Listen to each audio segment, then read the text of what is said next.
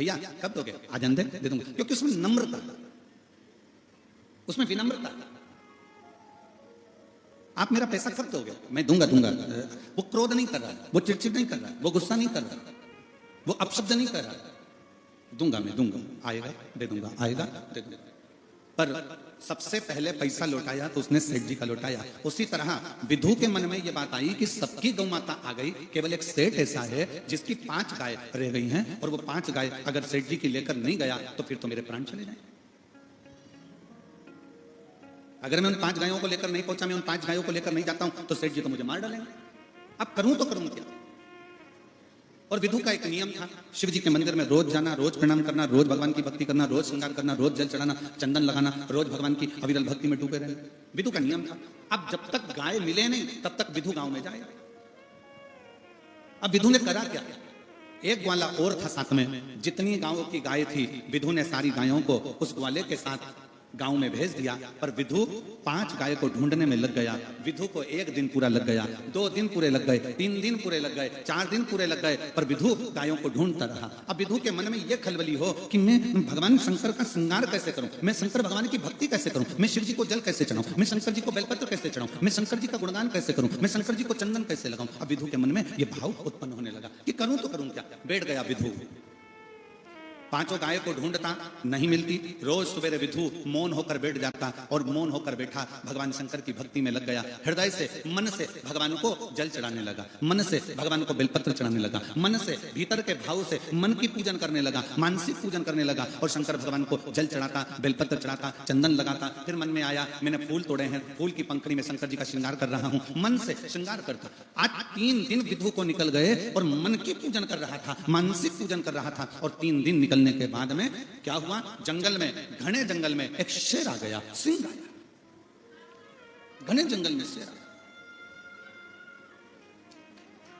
और जब घने जंगल में शेर आया, सिंह आया, विधु के पास में, विधु के नजदीक में, विधु के करीब में शेर निकल के जा रहा है और विधु को मालूम ही नहीं कि शेर उसके सामने खड़ा हुआ।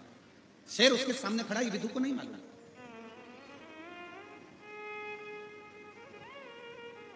शेर उसके सम्मुख में है, ये विधु को नहीं मालूम। शेर उसकी साक्षी में है, ये विधु को नहीं मालूम।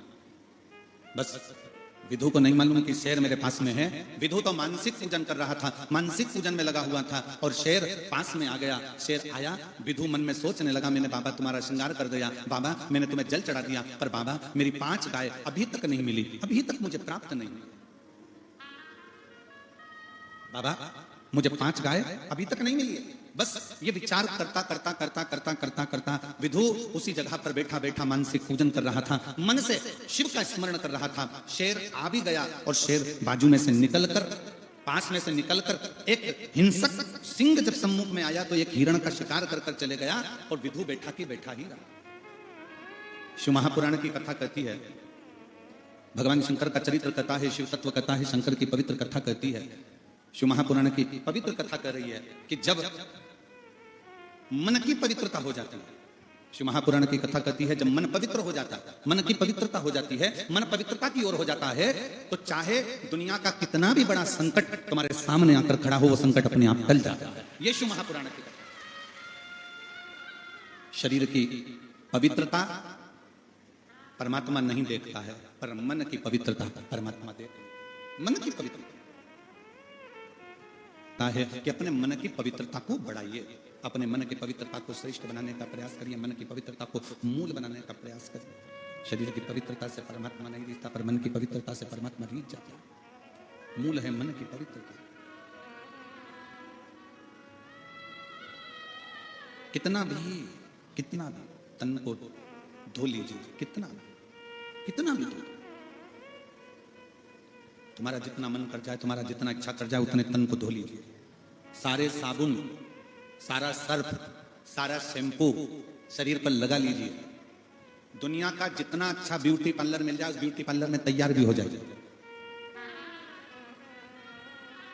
दुनिया के जितने अच्छे कपड़े मिल जाएं, उन कपड़ों को पहन भी लीजिए।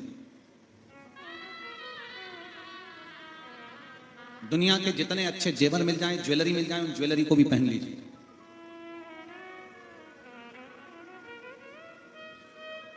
पर ईमानदारी से बोलो, ऊपर जाने पर तुमसे पूछा जाएगा कि कौन से ब्यूटी पार्लर में तैयार हुई थी?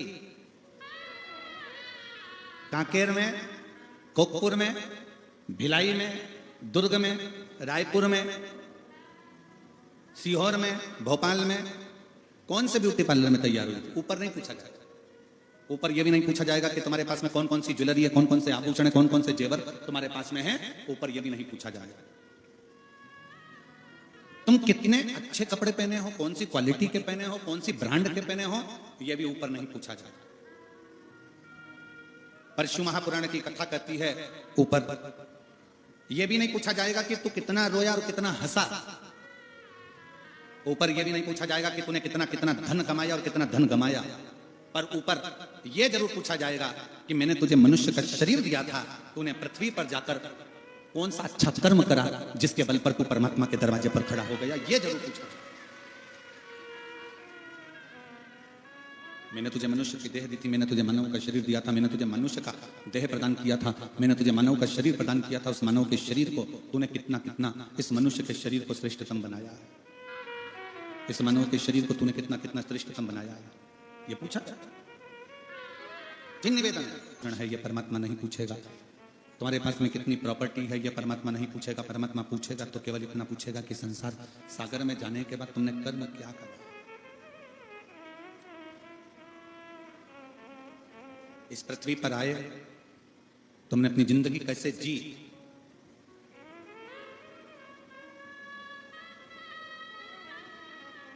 पूछेगा। यहां जाने के बाद में, पृथ्वी पर जाने के बाद तुमने परमात्मा को कितना याद किया, तुमने कितना स्मरण किया, तुमने कितना मंत्र जाप किया, तुमने कितना नाम जाप किया, तुमने कितना कीर्तन किया। वो पूछेगा, पूछेगा।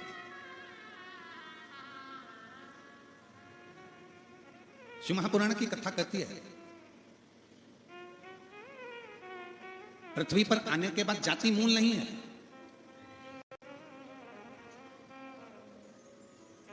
यह जातियों में विभाजन तो आज की राजनीति ने कर दिया।